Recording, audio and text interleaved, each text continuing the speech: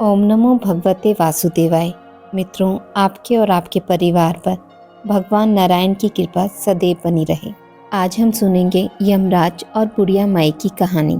किसी गांव में एक बुढ़िया रहती थी। वह बहुत नियम धर्म से व्रत रखा करती थी। एक दिन भगवान के घर से यमदूत उसे लेने आ गए और वह उनके साथ चल पड़ी।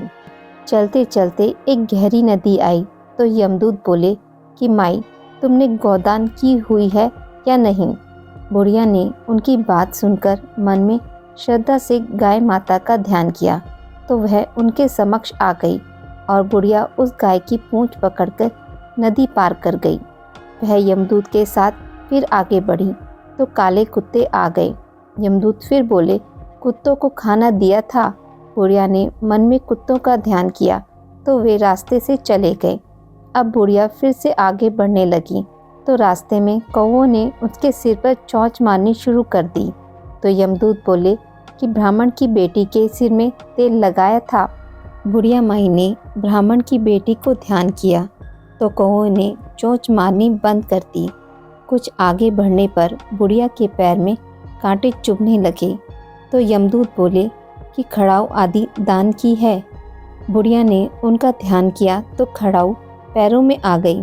बुढ़िया माई फिर आगे बढ़ी तो चित्रगुप्त जी ने यमदूतों से कहा कि आप किसको लेकर आए हो। यमदूत बोले, बुढ़िया माई ने दान पुण्य तो बहुत किए हैं लेकिन धर्मराज जी का कुछ नहीं किया, इसलिए आगे द्वार इसके लिए बंद हैं। सारी बात सुनने के बाद बुढ़िया बोली कि आप मुझे सिर्फ 7 दिन के लिए वापस धरती पर भेज दो। मैं धर्मराज जी का व्रत और उद्यापन करके वापस आ जाऊंगी। बुढ़िया माई वापस धरती पर अपने गांव आ गई और गांव वालों ने उसे भूतनी समझकर अपने दरवाजे बंद कर दिए। वह जब अपने घर गई तो उसके बेटे बहू भी दरवाजे बंद करके बैठ गए। बुढ़िया ने कहा कि मैं भूतनी नहीं हूँ, मैं तो धर्मराज जी की आज्ञा से वापस धरती पर 7 दिन के लिए आई हूँ। इन 7 दिनों में धर्मराज जी का व्रत और उद्यापन करूँगी जिससे मुझे परलोक में जगह मिलेगी।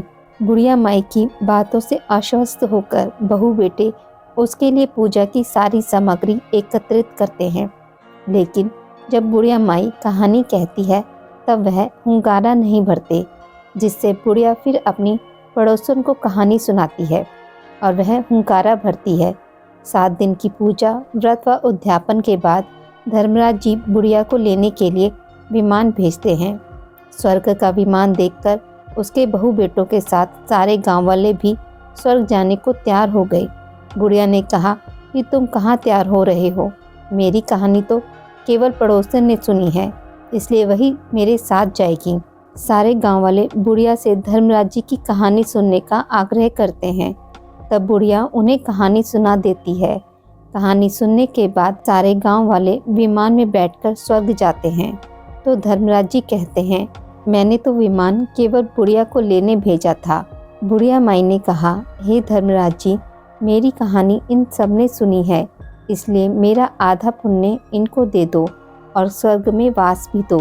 तब धर्मराज जी ने सभी गांववासियों को स्वर्ग में वास दे दिया। सो हे धर्मराज जी, जैसे बुढ़िया माई को स्वर्ग दिया वैसे सबको देना। कहानी सुनने वाले को, कहानी कहने वाले को, कहते सुनते हुंकारा भरने वाले को। आज की इस वीडियो में बस इतना ही। मित्रों, अगर आपको मेरी वीडियोस पसंद आती हैं तो इसे लाइक और शेयर ज़रूर करें और पूजा पाठ से जुड़ी जानकारी के लिए मेरे चैनल को सब्सक्राइब करना ना भूलें। धन्यवाद।